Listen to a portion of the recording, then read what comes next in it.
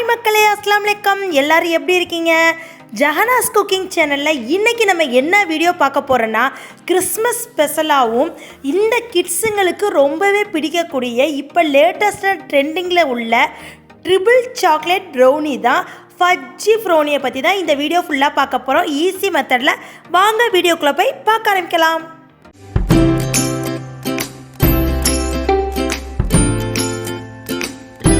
இன்றைக்கி இந்த ப்ரௌனி உங்களுக்கு ஸ்பெஷலாக இருக்கும். செய்ய தெரியாதவங்களோட நீங்கள் செஞ்சுருவீங்க. ஏன்னா ஸ்பெஷலான ப்ரௌனியாக இருக்குங்க. தெரியாதவங்களும் தெரிஞ்சுக்கங்க. நிறைய சீக்ரெட் டிப்ஸோடு இந்த வீடியோவில் நான் சொல்ல போகிறேன்.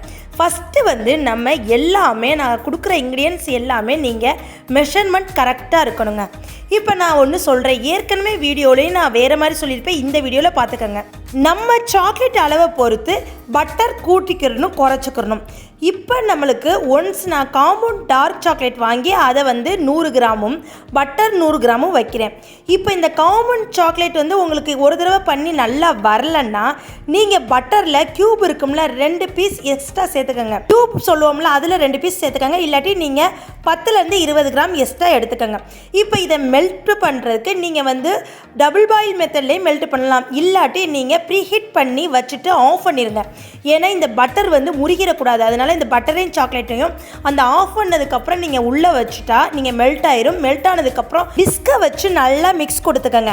மிக்ஸ் கொடுத்ததுக்கப்புறம் அதிலே உங்களுக்கு அந்த மெல்ட் பண்ண ஹீட்லாம் ஆறிடும். ஆறினதுக்கப்புறம் சுகர் சேர்த்துக்கிறோம். நான் இன்றைக்கி 2 வகையான சேர்த்துருக்கேன். ப்ரௌன் சுகரில் 75 கிராம்ஸும் ஒயிட் பவுடர் சுகரில் 75 கிராம்ஸும் 2 சேர்த்து 150 கிராம்ஸ் சேர்த்து நல்லா மிக்ஸ் கொடுத்துக்கிட்டேன். இந்த சுகர் சேர்த்து அந்த பட்டர்லேயும் அந்த டார்க் சாக்லேட்லேயும் மிக்ஸ் பண்ணுறப்பே உங்களுக்கு அந்த சைனிங் நல்லா தெரியும்.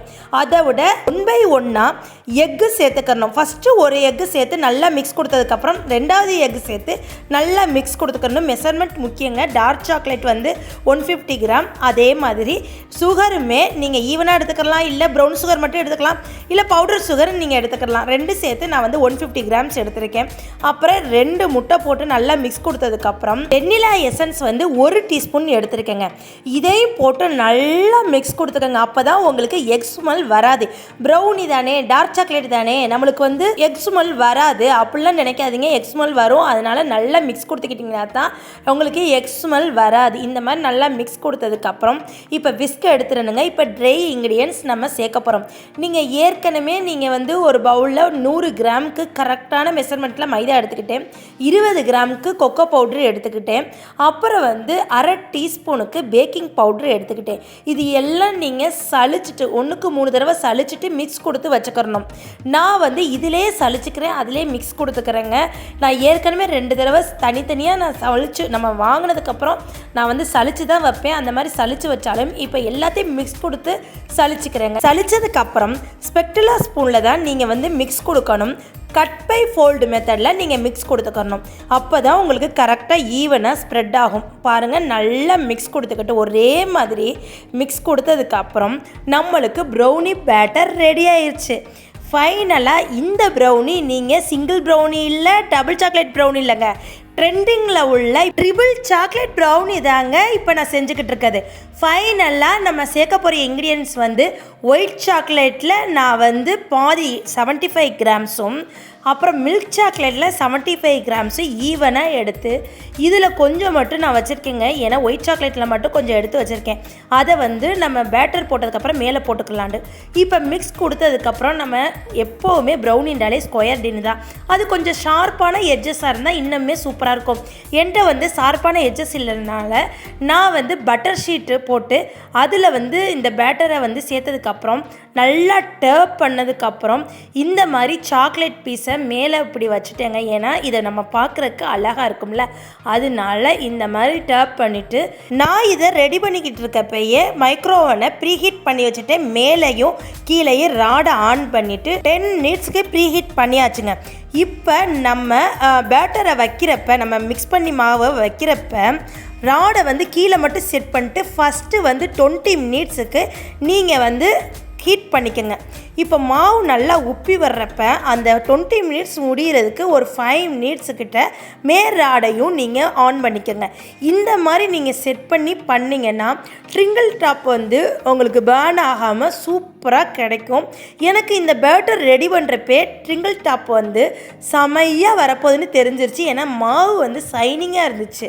இப்போ நான் வந்து டெஸ்ட் பண்ணி பார்க்குறேன், ஒட்டலைங்க. சூப்பராக டேஸ்ட்டாக அப்படியே ஸ்பாஞ்சி ப்ரௌனி நம்ம வீட்டிலே ரெடி பண்ணியாச்சு.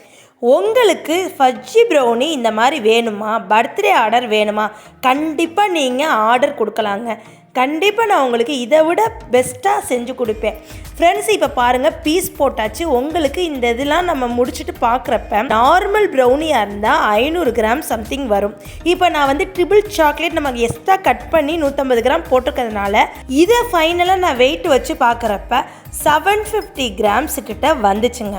ஃப்ரெண்ட்ஸ், ஒரு பீஸ் நான் முதல்ல கட் பண்ண பீஸை நீங்கள் போட்டு பார்த்தீங்கன்னா ஒரு 67லேருந்து 70க்குள்ளே பீஸ் வருங்க.